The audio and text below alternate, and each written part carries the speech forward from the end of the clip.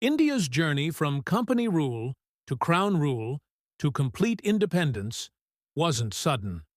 It was shaped by a series of powerful constitutional acts.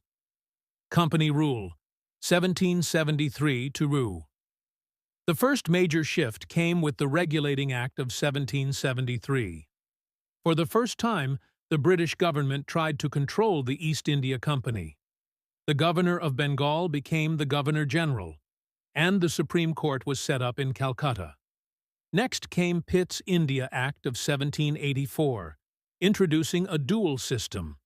The company handled trade, and the British government handled political affairs through the Board of Control.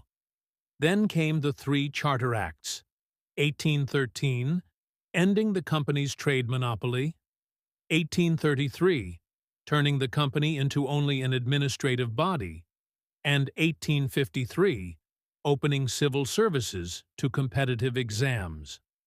Finally, after the revolt of 1857, everything changed. The Government of India Act, 1858, ended company rule and put India directly under the British Crown. Crown Rule, 1858 to T. Under Crown Rule, reforms came slowly, and power stayed limited. The Indian Councils Act, 1861, allowed Indians to enter legislative councils for the first time. The 1892 Act expanded their role, but still without real authority. A major turning point was Morley-Minto reforms of 1909, which introduced separate electorates for Muslims, a decision that would shape communal politics for decades. In 1919, the Montagu-Chelmsford reforms brought diarchy in provinces and created a bicameral legislature at the center.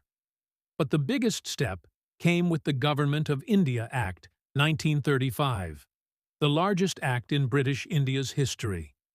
It introduced provincial autonomy and laid the foundation of many features of modern Indian governance.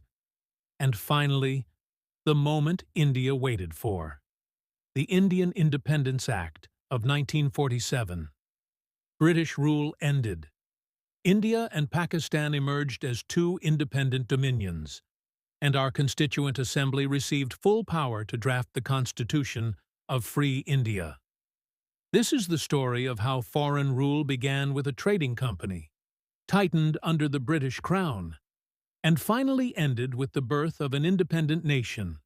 For more simple and powerful UPSC content, subscribe to Learning Art of UPSC.